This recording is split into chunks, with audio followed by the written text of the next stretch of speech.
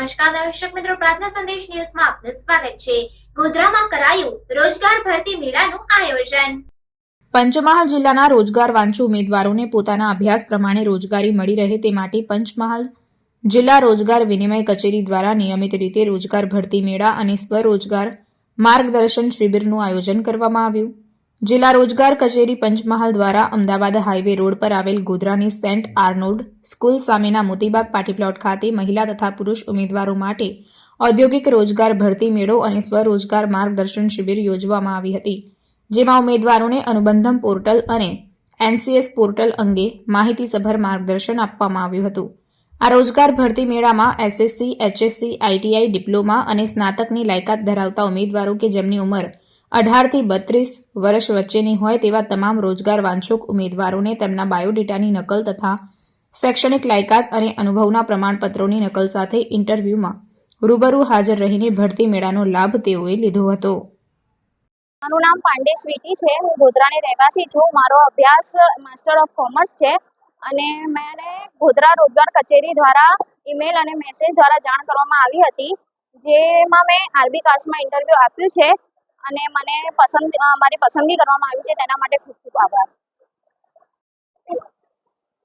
આજરોજ ગુજરાત સરકારના શ્રમ કૌશલ્ય અને રોજગાર વિભાગ હેઠળની જિલ્લા રોજગાર કચેરી ગોધરા પંચમહાલ દ્વારા જિલ્લા કક્ષાના ઔદ્યોગિક રોજગાર અને એપ્રેન્ટિસશીપ ભરતી મેળાનું આજે આયોજન કરેલું છે। આ ભરતી મેળાની અંદર ખાનગી ક્ષેત્રના વિવિધ નોકરીદાતાશ્રીઓ આજે પોતાના એકમમાં રહેલી ખાલી જગ્યા ભરતી કરવા માટે સાથે ઉપસ્થિત છે। આજના મેળાની અંદર રોજગારીની સાથે સાથે સ્વરોજગારીનું પણ આપણે માર્ગદર્શન મળે એમના માટે પણ આજે નિષ્ણાતો અને સરકારશ્રીની જે વિવિધ કલ્યાણકારી યોજનાઓ છે એના અધિકારીઓને પણ આપણે આજે ઉપસ્થિત રાખ્યા છે કે જેથી કરીને સ્વરોજગારીનું માર્ગદર્શન પણ રોજગાર મેળાની સાથે મળી રહે। એવા જ રીતે આપણા જે પણ નોકરીદાતાઓ છે તેમના અંદર એપ્રેન્ટિસની જે જગ્યાઓ છે, ખાસ કરીને એ એપ્રેન્ટિસ એક હેઠળની જગ્યાઓ ભરવા માટે પણ આજે ઇન્ટરવ્યુનું આયોજન મેળાના સ્થળ ઉપર જ કરવામાં આવે અને જે ખાનગી ક્ષેત્રના નોકરીદાતાઓ આજે આપણી પાસે આવેલા છે એમાં 940થી પણ વધારે ખાલી જગ્યાઓ આજે પૂરતી થાય એના માટે આજના ભરતી મેળાની અંદર આયોજન કરેલું છે।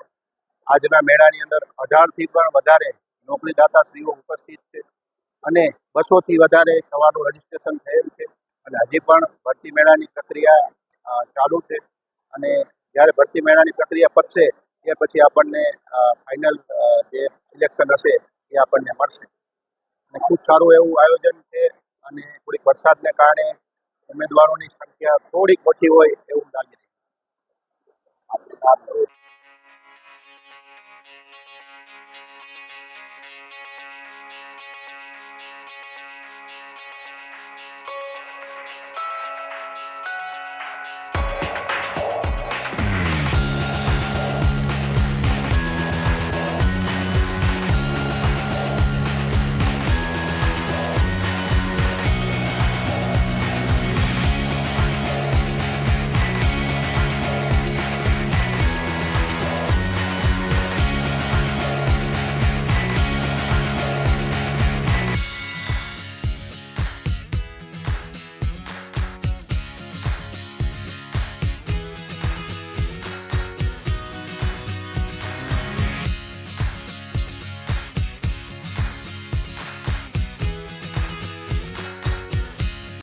સંદેશ ન્યૂઝની તમામ લેટેસ્ટ અપડેટ્સ માટે ચેનલને હમણાં જ લાઇક, શેર અને સબસ્ક્રાઇબ કરો।